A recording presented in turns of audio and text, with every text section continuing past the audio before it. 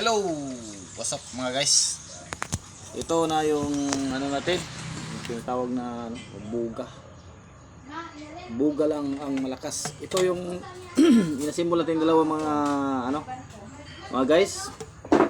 For today's video ay tuturuan ko kayo kung paano magkabit ng magneto dito sa takip ng ating buga. Mga guys, ito. Bali dalawa, hindi pa po tayo natapos mga guys. Bali tatlo yung ilagay natin dito. Pag dikit-dikit natin ito magalipad yung tatlo dyan. Bawat isa lagyan natin ito ng magneto para sabay-sabay natin ito paputukin yung tatlo o apat. Kung makaya lang natin apat, okay, manghingi pa tayo ng lata ng gatas doon sa ating kaibigan. Ang dami pa man doon. Ito na yon, nabuo na natin kahapon. Hindi makasya sa isang video talaga mga guys yung pag-upload natin ito sa ating ginagawang buga. Bali dalawahan to talaga. Okay, tuturo ko sa inyo kung paano magkabit ng magneto dito sa takip ng sito. Okay mga guys, ito na. Tanggalin mo natin to. Butasan po natin to mga guys, yung ito. Butasan po natin gamit tong kutsilyo o depende sa iyo kung anong ibubutas niyo dito. Butasan po natin to sa bandang gitna.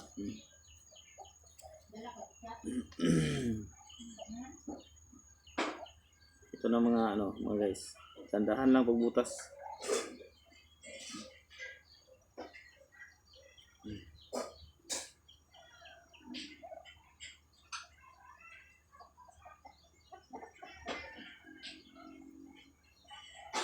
Dito na. Kutsilyo lang yung binubutas natin mga guys. Ganito lang. Ikot-ikutin mo lang ng kutsilyo tapos mabutas na siya. Para makasya yung magneto natin. Bali dalawang butas po natin to mga guys. Butasan po natin itong dalawa sa magnet at saka yung wire. Papasok natin dito sa sa loob ng sa loob ng takip. Wag lang masyadong lakihan yung butas kasi lulusot yan kapag masyadong malaki yung pagkabutas mo sa ito sa takip ng sito. Tamtaman lang yung butas nito para pagpasok medyo masikip yung magneto, hindi siya luluwag.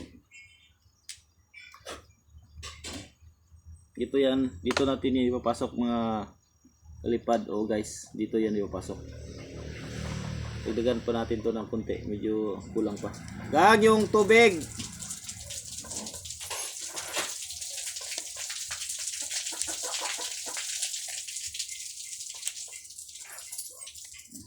Punong-puno na yung drum, yung tubig. Umapaw sa drum.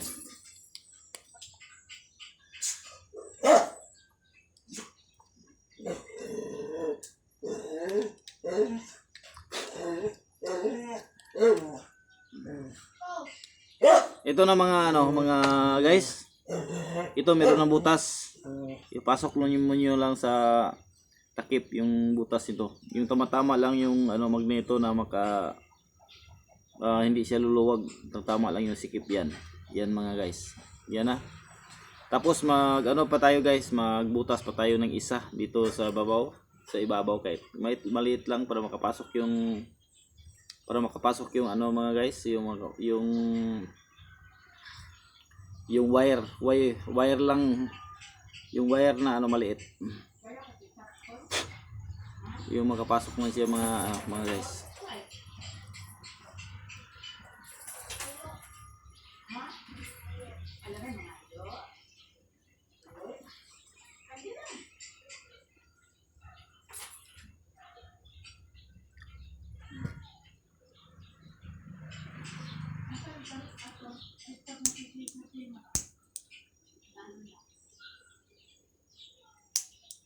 Ito na.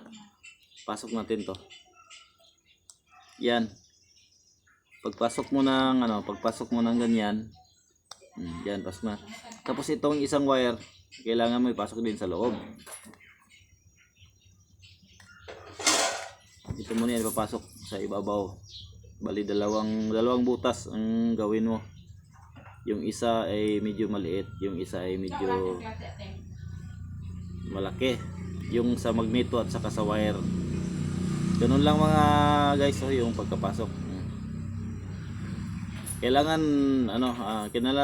kailangan mo yung wire ay yung plastic nito ay tanggalin mo yung yung plastic dito sa itong wire mga guys. Ito nakabalot po ito ng itong wire, nakabalot po ito ng ng plastic or tawag to goma. Tanggalin mo to para lumabas yung yung wire lang makikita. Ito parang ganito na mga guys. Parang gano'n na. Gano'n na talaga paggagawa mo. Yan. Subukan natin kung meron ba siyang magnet. Meron na. Meron na mga guys, yung magnet niya dito.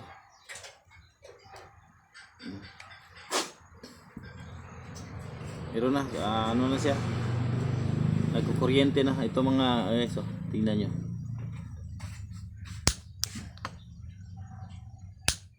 Yan na, umilaw na siya. Ito yung panguna nating takip na nilagyan ng ilagay natin itong magneto. Ito kay clan.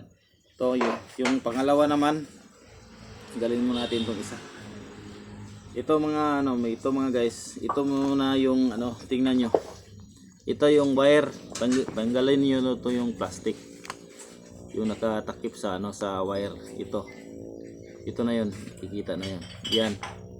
Tanggalin mo na yung wire at saka tanggalin mo yung plastic. Wire lang yung makikita.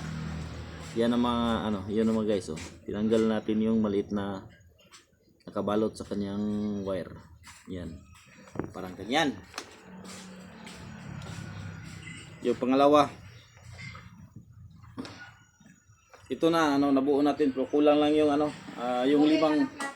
yung limang lata nito mga guys. Baka mamaya ikakabit natin.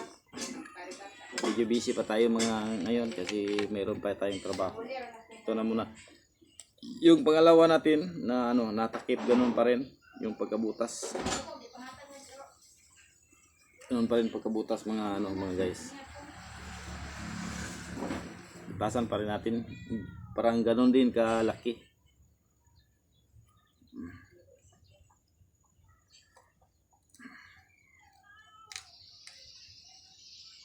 Ganun pa kalaki yung yung butas natin. Nila natin medyo sakto-sakto lang yung yung magneto na siya, sumikip yung pag pag didiin mo.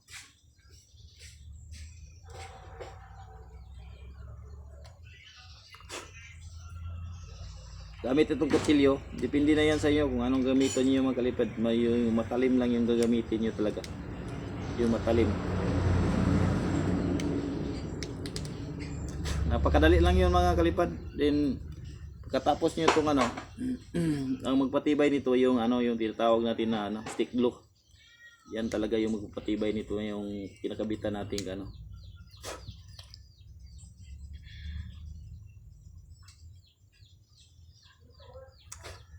masikip pa, hindi pa siya kakasya.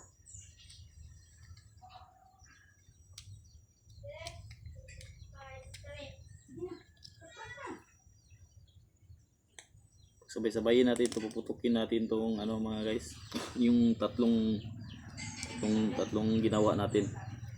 Ano ba talagang malakas pa talaga. Pero sigurado mga guys, talagang malakas to kasi gatas talaga to ng lata ng gatas. Malaki naman to. Dami-dami lang makargahan mo to kinargahan mo to ng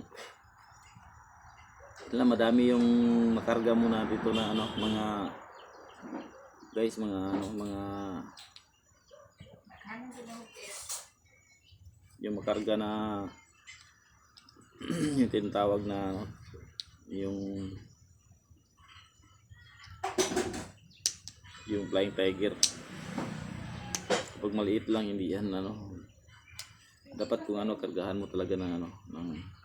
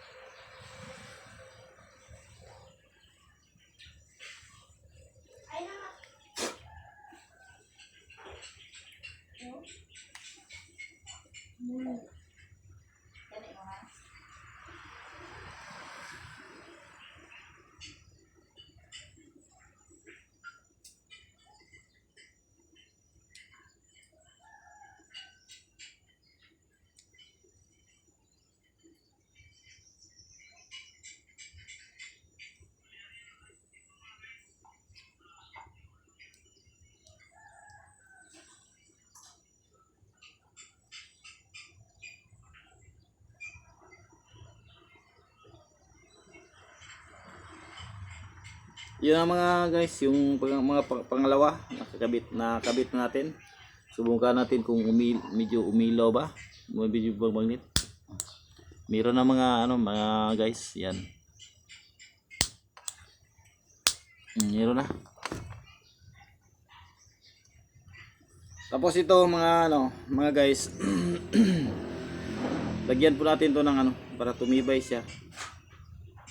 Lalo siyang tumibay, hindi siya ano, matanggal. Lagyan po natin to ng ano, yung tinatawag na stick glue.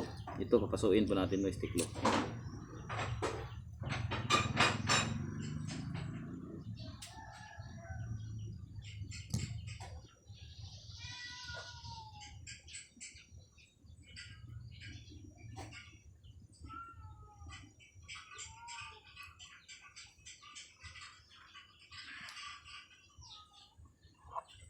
Ito ang ginawa ko, yung sa loob yung nilagyan ko ng stick glue.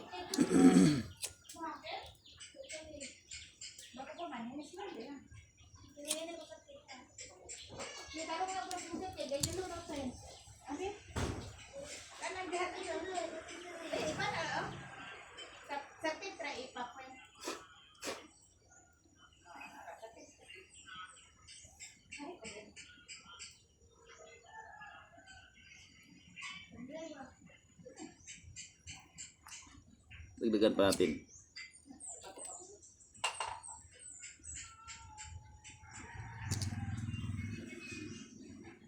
Yung medyo matibay-tibay.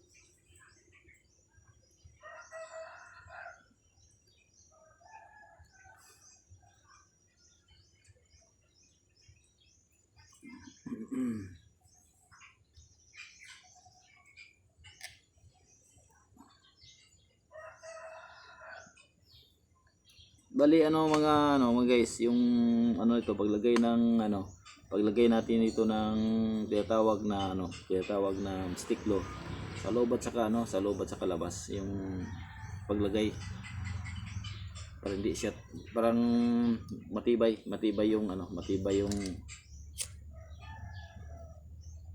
yung pagkakapit pagkapit ng kape talaga ng ano ito.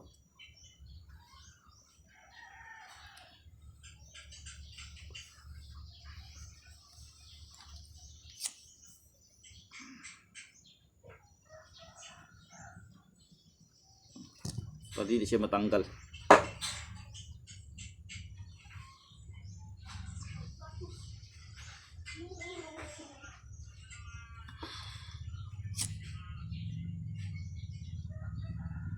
Meron pa man tayo doon ng ano. Meron pa tayo doon na magbili ako kahapon ng ano ng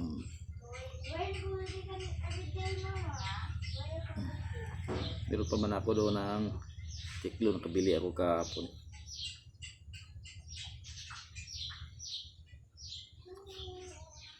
Patuyuin na natin.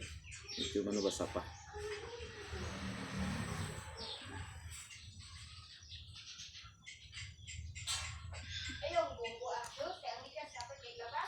Ito na muna yung isa yung ano natin. Ilagyan natin.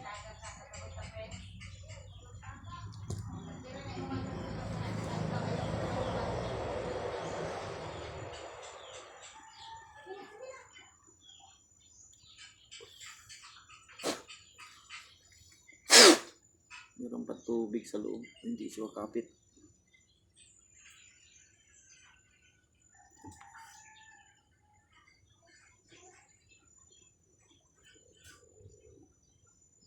Natutuyo.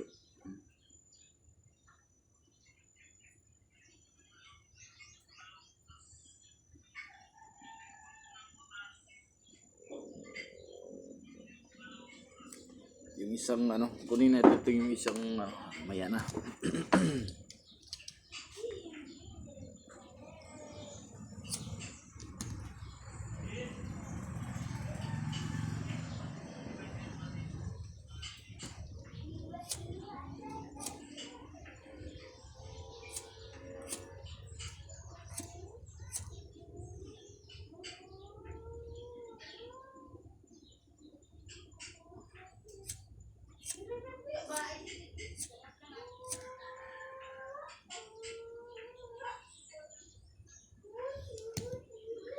Dito muna sa ano, sa ang isa muna yung pasukin natin kasi ano.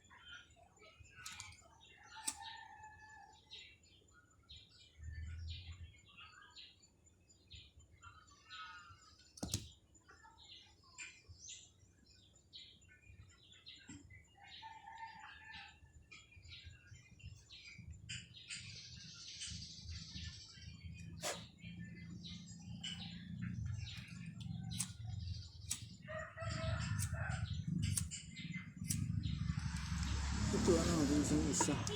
Dalawa to. Ang ganda yung isa.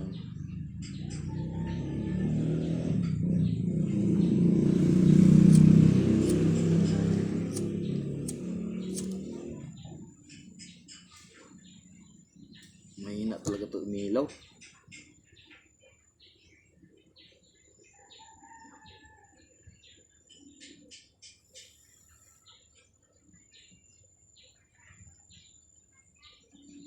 Ito medyo matibay na mga guys, yung isa.